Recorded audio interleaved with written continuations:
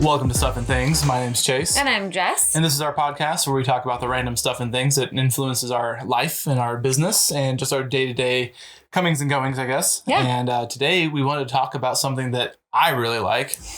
He does really like And this. Jess doesn't like the fact that I like this so much sometimes. Hey, that's not fair or true. Come on. But today we're going to talk about gear or kit or tools or whatever you want to call it. Kit? Yeah, that's what they call it in England or in Australia. Fancy. They call it Look at your you kit. guys go. But we're going to talk about the stuff and things that we use to run our business. And I'm kind of a gearphile, if I'm going to make that word up right now. I don't think that's a word. I'm going to make it up. Okay, George Bush. I love gear. I love new things. I love like my joke. researching things. And I love just learning new stuff about it. Like just stuff, I guess.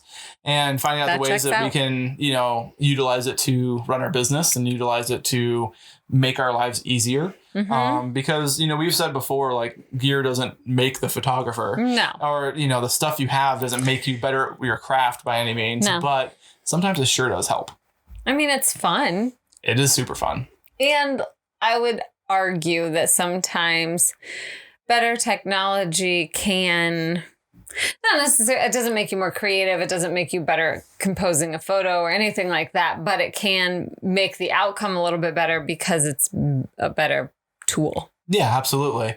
And we kind of experienced that firsthand with just digital cameras in general. We did. When we first started with the digital photography world, we bought a Nikon D5100. We did. It's around here somewhere. It sits back on the shelf back here. And it's a great camera. I mean, it's like 16 megapixels. It's a digital camera. It still takes great pictures. Autofocus. It does a lot of great stuff. And we loved the heck out of that camera.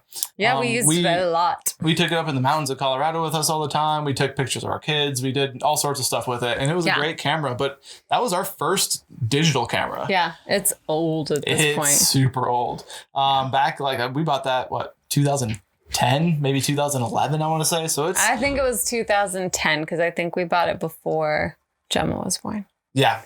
Yep. So we bought that a decade ago. Yeah, that's old. That was a decent entry level camera, I would say. Oh, yeah, absolutely. And so now we've upgraded quite a bit. Yes, and, we have. But that camera really taught us just digital photography because we both started on film. Yeah. And that was a lot of fun. You more so than me. Like, I never processed film on my own. Yeah. So I started in high school. I was a sophomore in high school. And we had a photography program at my high school that was also linked to the yearbook crew. And that was really awesome for me. I got to kind of branch into that. Yeah. And then that's really kind of what, I guess, started my creative path. And I took art classes in high school, but I went to a really tiny high school. So Not much we didn't really have a whole lot outside of just like art classes. And my art class had there were 5 girls in it. That was my art class. My art classes were like 30 kids. But I took a photography class and my school was super awesome. It had its own dark room. And so everybody had film cameras. And I remember there was one kid in my class that actually had a digital camera. It was that's awesome. A Canon Rebel. And it was way old school. I mean, this was back in 2004, I want to say. Yeah. So 16 years ago. It was like the starting of digital photography. Yeah, my cousin had one and I always was really jealous because it was so awesome. But he would take pictures on that, but had to have such a crazy computer to process them. Yeah. And they were tiny files back then. Yes. But so I got started. So different. Absolutely. So different. But I got started with film and learning how to develop film and, composing pictures and working on exposure when it was one shot. Yeah. You get one opportunity to take this picture and hope that it turns out when you go to develop the film. Yeah. And that was stressful. And I think everyone, at least from our generation, has had that experience, whether it be a disposable camera you took on a vacation and you get them all back and you're like, every single one of these pictures is blurry. Or out of focus or overexposed or whatever.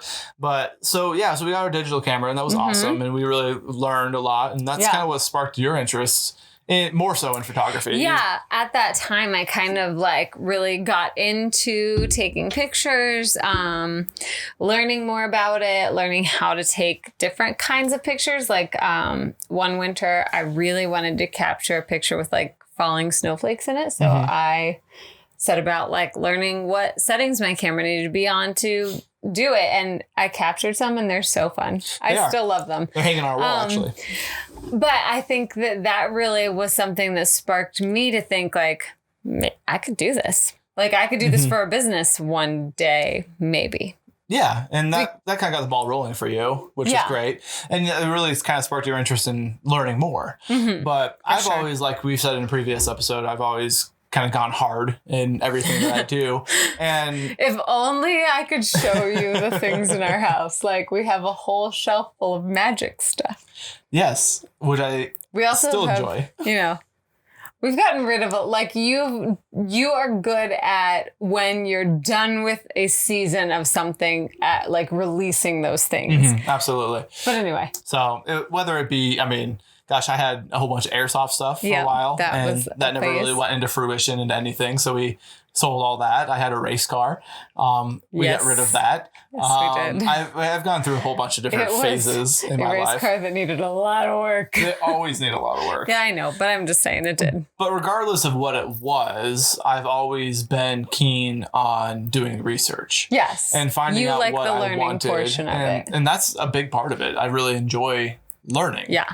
And whether it be about a new camera or a new light or ways to use lights or whatever it may be, like I'm always really enjoy the learning process. And I enjoy the learning process, but not in the same way that you do. Like I have specific things that I've pretty much had forever. And those are the things that I like to learn about. I mean, don't get me wrong. I love to learn. I'm a huge nerd.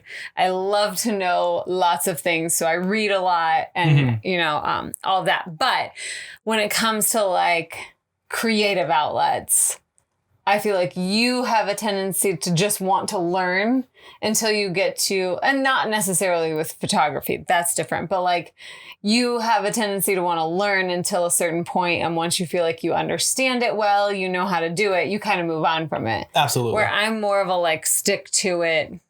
Like there's certain things. And you've done that with a few things, like with music. I mean, you've been a musician your whole life. I mean, I've had a guitar since I was in 6th grade. Yeah. But whether it be vocal performances or whatever, but we digress. Anyway. So we're going to talk about the cameras that we use now, how we've kind of come to that. Yeah. Some of the other little things that we've purchased that we really enjoy. And then it's going to be a big nerd fest and it's going to be a lot of fun. Fest. Buckle up. This is your warning. The next 20 minutes or 30 minutes or however long this runs. It's going to be 55 minutes. I'm just kidding. All about camera gear and kind of what brought us to where we're at now. Yes. So like we said, we started with a Nikon. We really liked it, but as you may see in our Instagram story, we are filming on 3 Canon cameras. Yes. So we made that leap when we started our business here over to Canon because they just have really good color science. We went into Canon, like you got your first Canon more like before we started the business. Yeah. You've had it for a little while. And I was still using the Nikon that we had. Shockingly. It was, I mean, it still is a great camera. We've actually given it to our son. But you made that switch to Canon a little sooner. And I was still debating. I didn't know if I wanted to stay with Nikon or go with Canon. But there were so there's like 3 big companies basically. There's Canon, there's Nikon, and then now there's Sony. And Sony's kind of the up and comer. Fujifilm's a big one now. I mean, there's still Olympus, there's still Pentax, there's still all sorts of camera companies, but the big 3 are Canon, Nikon, and Sony.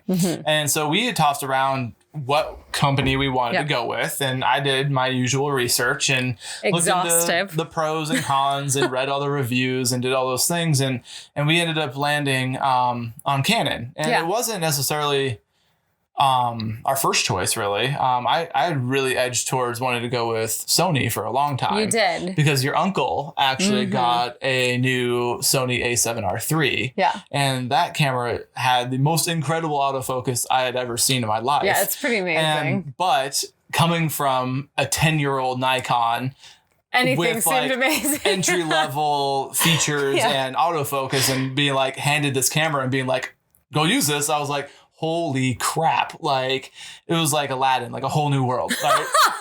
Like, and it blew my mind, but it really solidified for me, like, okay, we have to make this jump. Like, I'm tired of using this camera that is a decade old. Like, it takes good pictures, but there's so much more out there. Yeah, because it was so labor intensive to get a great image. Absolutely. You had to make sure everything was perfect. And not that you don't still, but like, there's a little more latitude with newer cameras, you don't have to worry as much about certain aspects. Yeah. And so for us, though, I think that helped us become better photographers. Absolutely. You know, and coming from a film background, you know, where you have to have everything perfect, like your technical aspects have to be perfect in order to get a good picture. Side note, can you imagine how stressful it had to be to shoot a wedding or a family session on film? No, my uncle used to do it. So for those of you out there, we both actually have some family ties to photography. But my grandpa, my dad, my uncle were all super into photography. My uncle used to shoot weddings on film. Oh, it blows my mind. Like, it makes me want to vomit a little bit, like with nerves. Like, I know how nervous it is to like shoot a wedding now, like where I can just snap off. I mean, gosh, last weekend we shot a wedding and Jess filled her memory cards. I did. It's 128 gigabyte memory cards. We have 6,500 pictures, but on film, you can't do that. No, you would have had to keep putting like canisters of film. You get rolls of 32 images. Like, no way. I call them rolls. Rolls. I call them canisters. That's weird. I know. Anyways. Well, you call it footage. I do. And I call it footage. And it's interesting. Anyway, so we did a lot of research, and I looked into Sony. Sony was great. They have like top end autofocus, and everything's really good with their cameras. But I kept coming back to Canon because Canon's an old and true brand. They've been around forever. But the biggest draw for us was a thing called color science. Yes. And so color science is the way that the camera perceives the colors that it's taking in onto the digital sensor. And every company has its own. So, and they're all unique from each other. And so when you look at them, you want to look at the one that is most appealing to you. Yeah. And for us, like, Canon nails it with skin tones. Yeah. And since we wanted to be in with wedding and portraiture photography, skin tones are important. A little bit. Like, you don't want people looking not like themselves in their pictures. And we wanted to be very true to that. Yeah. And so that was the biggest pull for us. And then they started coming out with all these new cameras that are mind blowing, that have incredible autofocus. They're on par amazing with what Sony has. Yeah. And so I bought a Canon 90D, which is considered a semi-professional level camera. Yeah. Which, okay, for like, I do want to say I have seen amazing professional photographers take photos on like 10-year-old Canon Rebels because that's what they have. Yeah. And that's what they can afford right now. Like, well, again, the gear doesn't make the photographer. No. A lot of the technical aspects make the photographer. But like, we saw that YouTube video with the guy from, I want to say Kenya, but yeah, he's from Nairobi. Okay, that's what I thought. And he had a Canon Rebel that was many years old and took this fantastically amazing composite picture that was so cool. Didn't even have a tripod and took a picture of himself. He held it on it was crazy. Gear doesn't matter. Yes. But it matters sometimes. So I bought the 90D and it was a great camera. Like, it was leaps and bounds ahead of anything we had. Oh yeah. And we went from having the Nikon that had like a 16 megapixel sensor to this to the 90D that had a 32 megapixel sensor. And I mean, that's just double the resolution right off the bat. Absolutely. It had a higher frame per second shutter speed, which is great. So like, sports photography was super awesome. But the only drawback was it was still what's called a crop sensor camera. Yes. And so there's two kinds of cameras. We'll start there. There's a crop sensor and a full frame. Don't go too hard into it. I'm just trying to stick with what we have. So there's 2 different sensor sizes, basically. There's a crop sensor and then the full Crops frame. it in, full frame. Exactly. Yeah. It's a bigger picture. You get more data, more information versus a smaller picture.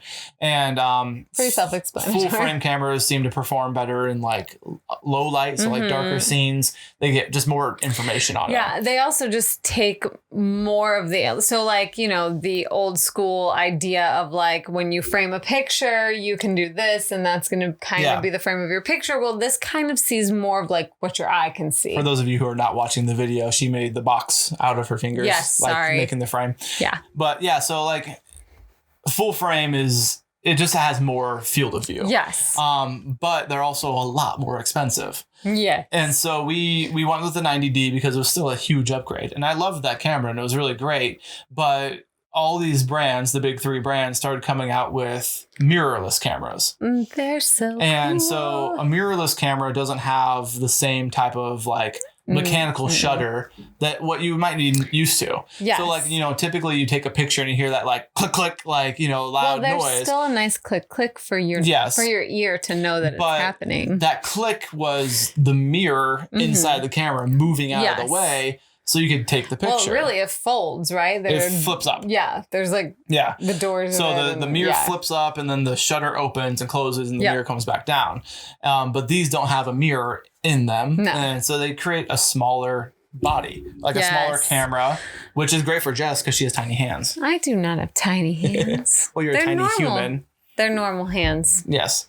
But so we when we started this business, we felt like we needed to really kind of step up our game a little bit. And so we made the leap into Canon mirrorless line, which is their R lineup.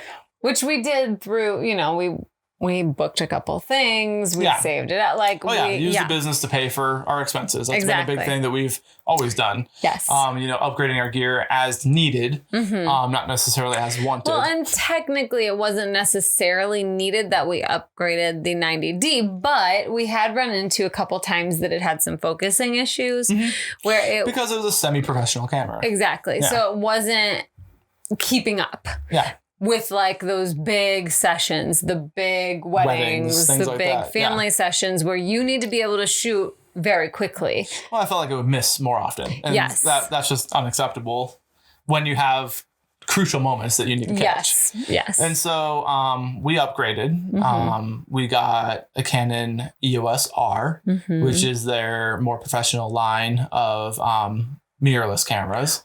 And we got Jess a RP, which is the smaller version, but still full frame. Yes. And we got that one for her because we felt like it fit in her hands better. Yes. You felt more comfortable with it, which was a big thing for you, especially when you're in a more pressured situation. Yeah. I think it's better to be comfortable with your gear than it is to like have the top notch stuff. And as someone who has small hands, I mean, I'm like to talk about gear in other ways, like I have a small guitar. I bought a Taylor Mini because it fits me better. Yeah. I typically buy things that are more my size. Yeah, so to speak. Because I can't like the 90D was so big. I really struggled to take great pictures with it because I couldn't get my hands to all the buttons that I needed to. Which is totally fair. Yeah. Like, and you want to be able, like I said, be confident with your gear in order to make it so that you know what you're doing. Yeah. And you know where all the buttons are. But so you rocked that RP for a little while. And we still have it. That's our main camera right now is that we're filming on. And we also use it as like a second camera body for weddings or it's a great little camera. Yeah. It's awesome. We've got lots of little things we do with this stuff. But you've then upgraded to what you're being filmed on. Yeah. The other EOS R. So now we both I just hurt my neck when I am so old. We both have the EOS Rs now as our main bodies. Which I found it really is not. So it's just a like skosh bigger and it's not so much that I struggle to touch. Like, I think it's fine. What I mean by that is like, so the autofocus button, the eye autofocus on the back. Yeah, the focus button. The focus button is, you know, accessible to my hand with my thumb. You can still grip it well and everything works well. You know. Yeah.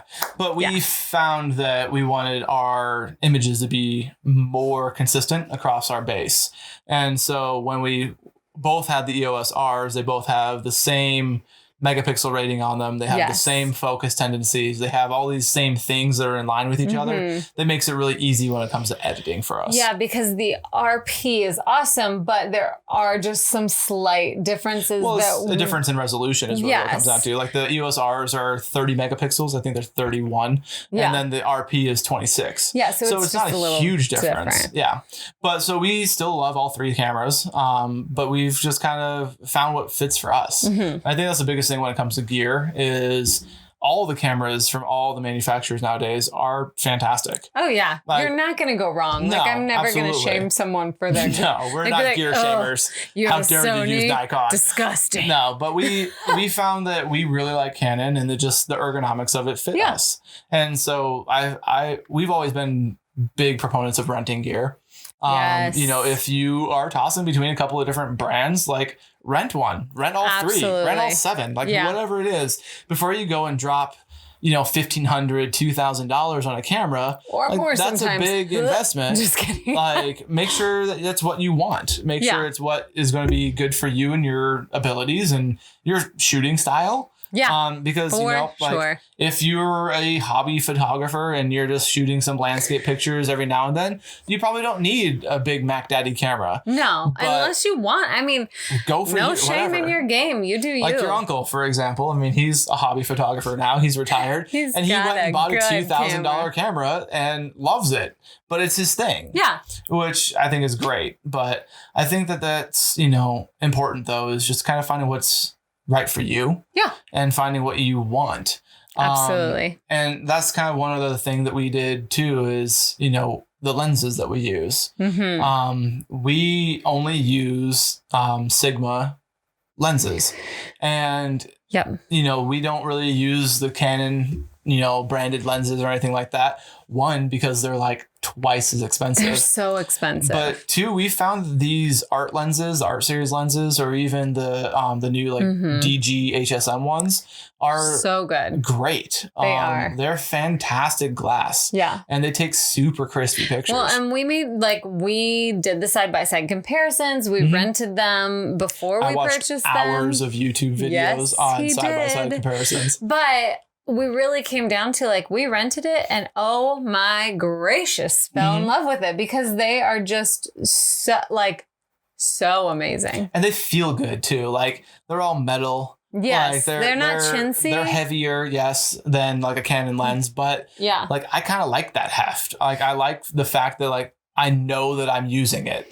I don't know what it is. It just feels good. And they feel solidly constructed and they're all weather sealed. And so like I don't have to worry about if there's a little bit of water or a little bit of dust, like it's not going to ruin my $2,000 camera. No. Like, you know, there's a lot of good that goes into doing your research or things like that. Yes. And we've just really stuck with Sigma and they've been great. Yeah. So since we have them, we have 4 lenses with them now? Yeah, 4 lenses. There's 3 on the cameras and 1 in the closet. We have the Sigma 24-70 2.8. I thought that one was a Canon for some reason. Nope, it was a Sigma. Huh. So we got the Sigma 24-70 2.8. Yep. We have the 70-200 2.8. Yes. We have an 85 1.4 prime, which is my bread and butter. And then we have the 50 mil 1.4 prime. Which is my fave. Yes. So those are the 4 lenses that we have. And well, we have more lenses because we have a Canon 50. Yep, we have the Nifty 50. We have the kit lenses, which don't really count. Yeah, those don't really count. But yeah, these are the ones that we've made investments in. And they're an investment. Yeah. Sometimes a lens is just as much as the camera. But they're worthwhile because that's where your image comes from. I mean, they give you kit lenses and they're okay. Yeah. Right. They get by. But when you want a really dynamic range of being creative and having those things that make you stand out, that's really where it's at. I mean, a body's a body of a camera, but the lenses are really what change your image. Yeah. I mean, the camera's the brain and interprets the image, but the lens is the eyes. Yes. I mean, if you buy crappy lenses, like you're going to get crappy images. So investing in that is a huge thing for us. But now that we have these 4, like I can't really see much others that we may need. But no. I say that now, and I'll probably be looking at lenses tomorrow. We did just see that Sigma's coming out with Canon. Oh yeah, it's Canon's coming out Canon with has an a RF new mount. RF mount, 85mm 2.0 f-stop. But it's a macro lens. It's a macro lens, so that's right up your alley for yes, it is. all the details. Oh, I love it. I really like to get like up in like the business of like details and like yeah, like a magnifying glass. Yeah, pretty much. But so those are the cameras that we use right now. Those are the lenses that we're rocking right now. But we're gonna take a quick break, and when we get back, we'll keep this gear talk up. We need to talk a little bit about lights and why we bought these cameras in particular for other things besides photography. Yes. So we will be right back.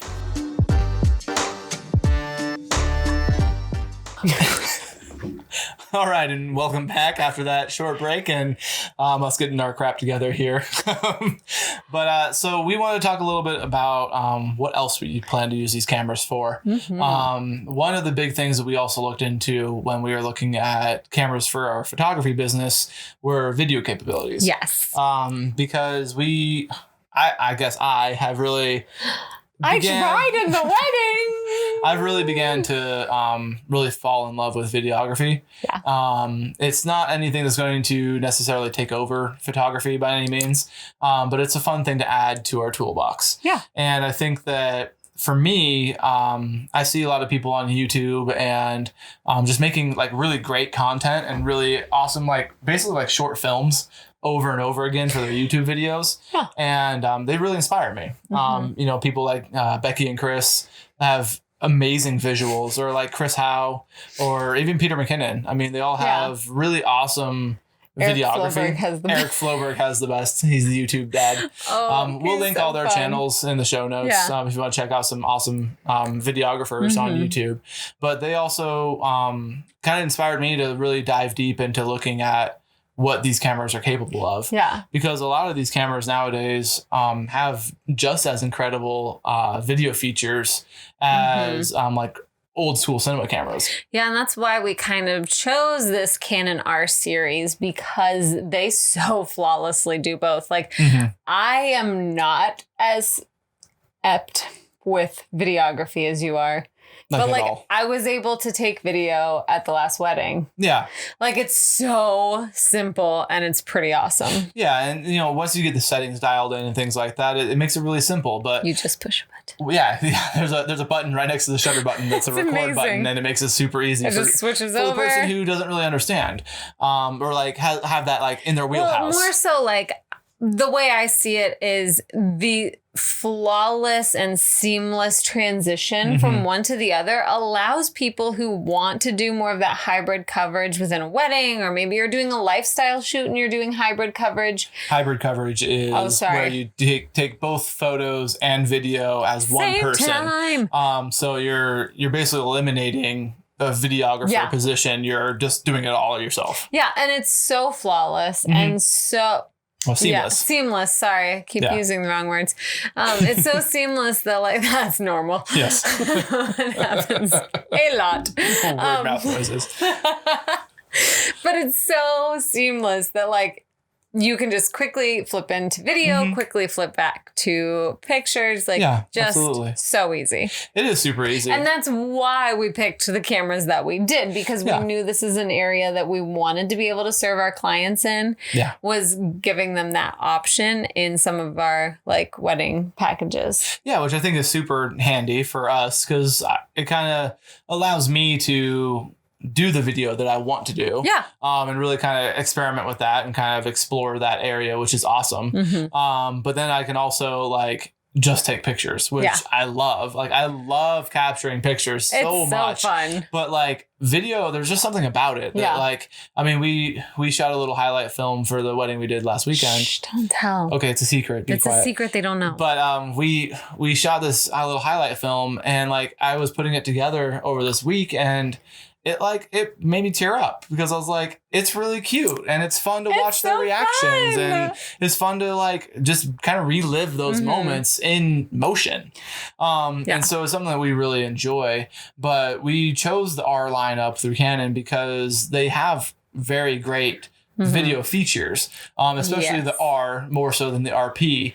Because the RP is a bit more complicated to switch over. It's about the same as switching over, but it has not less. Though it doesn't just have a button you can push. You have to switch over. It has a button right on the top of the camera. But you have to switch it over on the wheel first to like. You don't. It's just as easy, but it has less capabilities. Okay, well. So like I was wrong. With the R, it has way more frame rate options. So like if you want to get that like crispy, like slow motion video, like it can record in 120 frames a second and you can slow it down to 4 times slow motion. Color grading, so you can film and log. Yep, which is like if you take pictures, there's the raw format of picture, which captures a lot more data and gives you more ability to edit in post-processing. So like log is kind of like that. It's not raw, but it gives you the opportunity to have more movement in your highlights and lowlights. Yes, but it doesn't like okay, if you were looking at all 3 of our cameras right now, like the RP doesn't shoot, it's the one that's right in front of us, it doesn't shoot in log, and it looks like I would see it on a film, or I mean on a video screen, like it's like the colors are the same, it's how you would process it. Whereas the log, they look like they have like smoke over them almost. Like it's like grayed out. I put wax paper over top of it. Yeah, I'll actually, while we do this here, I'm going to take a picture of it on the camera so that everyone can kind of see what it looks like here. So. Yes. Everyone kind of knows. Yeah, it's like dusty, we'll put that up in the show notes as well. Anyway. But it gives you more ability in post-processing to edit it and kind of do color grading, which is just kind of putting your own spin on things. Which you can't really do with the RP. It's already color graded. So you can't. Correct. I mean, you could do a little bit, but not like the ability that would have with the R. Yeah, absolutely. Yeah. But so that was one thing that I really looked into because I knew that we wanted to do like short films. We had a trip planned to Africa. This year they got canceled because of COVID. Let's not talk about this. But we were going to take cameras and do a documentary. So we were going to do kind of a short form documentary film of our time there that we would then give to the people that we were going to go there for, because we were going to go for like a vacation Bible school kind of training. Yes. So we're going to teach the people over there in the churches how to hold their own vacation Bible school. Yeah. And with the hopes that they can then do it by themselves. Yeah, that it would be repeatable in the future. Yeah. So we wanted to document that process and then give this to them as a film that they can use to... Like a training video. Yeah, training video, or just to recruit people and recruit support for their ministry there. Yeah. This is huge because video is a big... Yes, and it's something that they could have then distributed to churches in America that support them and all that good stuff. Yeah, so that was one thing I really looked into also, was just what can we use for that. But with video comes a whole mess of other gear. So like microphones. Like microphones, yeah. We've got a couple of microphones we use. Yes. We use a Rode Video Micro Pro. It's got a cute little fuzzy thing on the top. Yep, it's called a dead cat. It gets rid of wind noise. It literally looks like a dead animal. That's funny. We have those for on-camera sound. But we also have a bunch of lights. So many lights. I've been trying to find the right ones, I think, is really what it comes down to. But you just got these new ones. What, JVM? Is that, or GVM, yeah. GVM LEDs. And they're great. I really like them.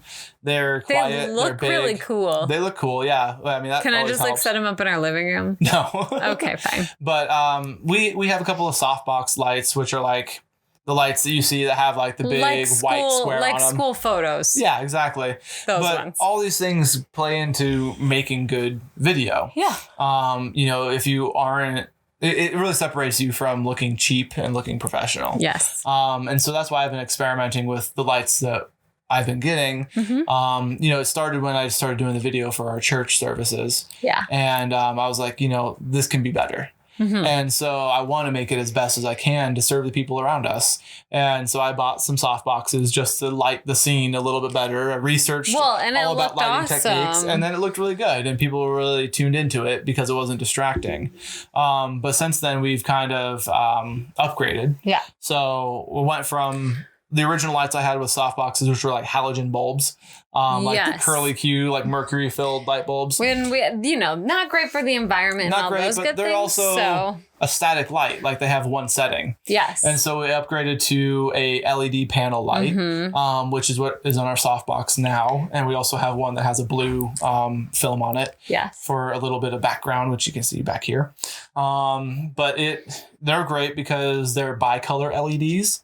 Which are the ones that can transition between like a warm oranger tone light and white like daylight, which is great. And they also really adjust brightness, which is awesome. And they have this handy dandy little remote, which is really cool, which makes it so I can turn off this light or I can turn on this light, and it makes it look really neat. Yeah. But then the new ones I got are just a daylight, rated LED light. So they're just a white light, but they are really bright.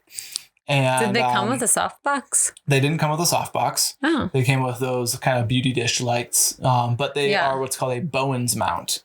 And so a Bowens mount is like the universal. I'm learning with you guys right now. It's like the universal mount for lights. So like all these different soft boxes or like beauty dishes or umbrellas or like all these different things that are diffusers for light. A beauty dish, for those of you who don't know, is kind of like... It looks like a big salad bowl. Yeah, kind of like they resemble a bit like lights you might see at a concert or in the theater, like that more metal... type light. Yeah. It just kind of reflects the light around and makes it brighter. They have like dimpling on the inside so that it like bounces off everywhere and makes it a little bit brighter. Absolutely. And so they're Bowens mount lights, which makes it so that I can mount all different kinds of soft boxes to it, which will be future super purchases. Helpful. Oh my.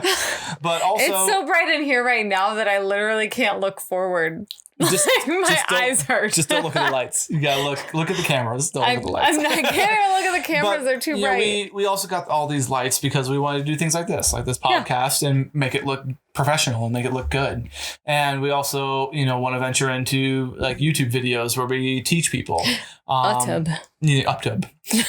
But we want to do that. And so I know that, it can be distracting if you don't have well-lit videos. Yeah. Just like it can be distracting if you don't have good audio. The ring light, I always get real distracted. With it in their eyes? Yes. Yes. Because I can see the ring in their eye and I'm like, oh, they're using a beauty ring. It's so bad. So I didn't want that. But I wanted to make it so that it looks professional. It looks like it's not bad lighting. No, it's not bad really lighting. Not. Like it's just distracting. It is great for like beauty tutorials, but I can always see it in their eyes and then I'm like, no. I know what you're using. But with all this gear and all these lights and all this stuff also comes the need for organization. Yes. So we have 2 backpacks. Well, we actually now have 3 bags. I guess we have 3 bags. So my backpack, I use the Peter McKinnon nomadic camera bag. I literally can't even pick it up. It's awesome. It is the best backpack that I have ever had. I actually backed this on Kickstarter. This was the first thing that I've ever backed on Kickstarter, which I thought was pretty cool. That's hysterical. And it doesn't disappoint. Like it's got a huge... No, you really loved it. It's got a huge cargo bay, basically, is what I'll call it, for all my camera gear. Like I can put everything in there. Like I can carry my drone and 2 cameras and lenses, my flash, my triggers, like for the wedding, we only took that. Yeah. And that was all we needed for all of our gear for all the 2 3 of cameras us. And everything. Yeah. Like it was great. I mean, I carried my camera though. So. Yeah, because you like to keep it out. I do. I love it. But so I love this bag, but it's also a great for traveling. Yes. So it's like a 3-day bag, so I can fit clothes in it and I can carry like our tripod or a water bottle or whatever else I need. It's expandable. It's dope. It's massive though. Like I was not joking. I cannot pick it up. Yeah. Like when it's loaded down, it's every bit of 50 pounds. Yeah. Yeah. It's heavy. It's really heavy. And it's like way too big for me. Yeah, you look like a turtle. Yeah, that's true. So because of that, we ventured into, where's my bag? I don't remember where it is. Well, we bought one from Moment. Yes. Moment is a camera company. I really hoped I was going to love because it looked really cool. And it's a satchel bag. It is. So it's a little bit different. It has some cool features. It has some cool features. It's got like a support strap that goes around so it's not so cumbersome on one shoulder.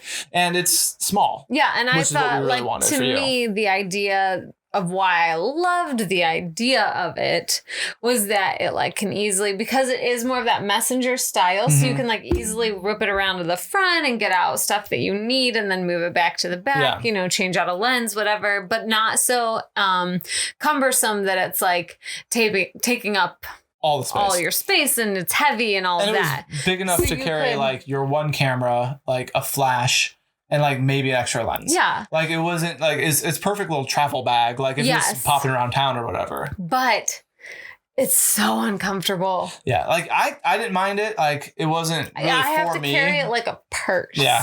So it didn't work out well. It's good to like shove some gear in if we need to take it from point A to point B. Yeah. But like it pretty much lives on our shelf now. Which is really sad because I was really excited about it. Yeah. But it just, I mean, maybe for someone else, maybe it would fit like a different person's body. It's by no means a bad bag. No. Like I would definitely still recommend it to people that are looking for a satchel bag because it is a great little carrier. Yeah. But it wasn't for us. No. So we have now ventured into, we got you. Backpack. This just came in the mail. Backpack. This is the Brevity Jumper. I'm super excited. It comes in lots of cute colors. It comes in 14 colors. And they're super fun and bright. Yes. I got like a whitish gray color. Yeah, but I'm boring. It's just a little backpack. But it has its own like little camera cube in it. It does. So like it's perfectly suited for like your one camera, a lens, your flash. It has like a laptop. A laptop spot. But it also has like a big pocket that you can just throw all your other crap in. Yes. Which is great. And then just throw that crap in. Like it's got a water bottle holder. It's got like another little pocket you can put like cables. Because as a photographer, if you know anything about photographers, we have a lot of like random things. Like so many batteries. Like batteries. How many batteries? We went through eight batteries. All 8 batteries. In one wedding. It was ridiculous.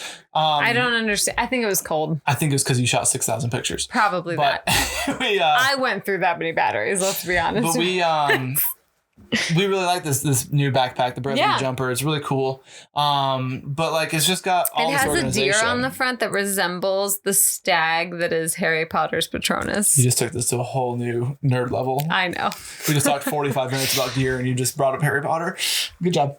You're welcome. But so yeah, I'm really excited for you to try that out. Yeah. To really kind of. It's very like I've already put it on a couple times. It is perfectly me sized. Like I've said, I really like things that are like my size. Yeah. And it is perfect. Yeah, it's great. Like it's not even like regular backpacks that I would buy for school. Well, too big for me. I think that it's also like just the right size that you can't put too much in it. Yes. So it's not going to get it's never going to get too heavy. But yeah, I'm really excited for you to kind of customize that to how you want it to be. And you know, carry some of your own stuff now. Yeah. Which would be kind of cool. Oh, are you insinuating that I make your backpack heavier? Yeah, I'm old and got a bad back, so it'd be nice to decumber some myself a little bit. Okay, fine. But yeah, so I think that, you know, gear is fun.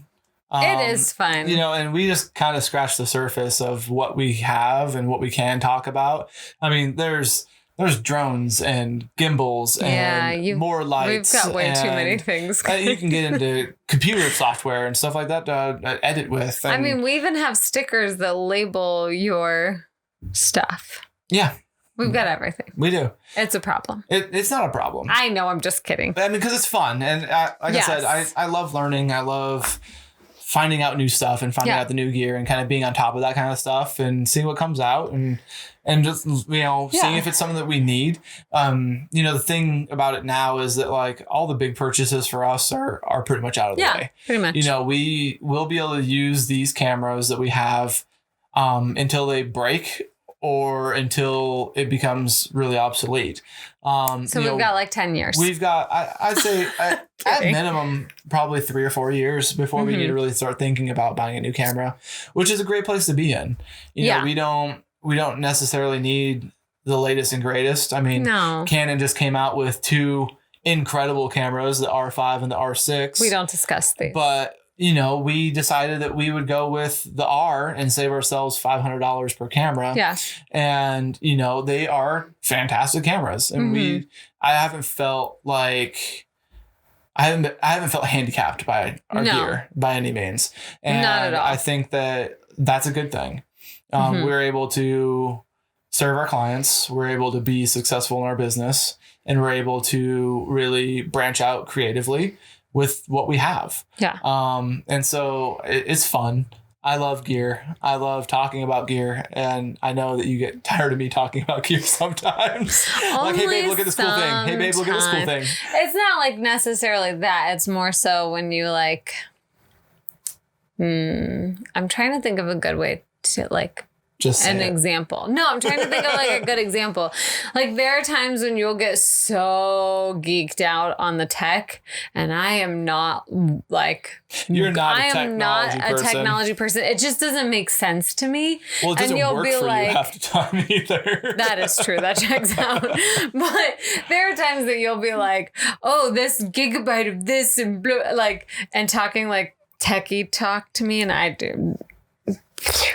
Yeah, she doesn't get it. So I don't. It doesn't make any sense. It takes pictures because this, or like it does this because of this. It's not necessarily with the cameras. It's more so when we get into like our computer gear and the programs, like the and software stuff that behind we use, things. Yeah, that's where you lose me a lot of times because I'm like, what?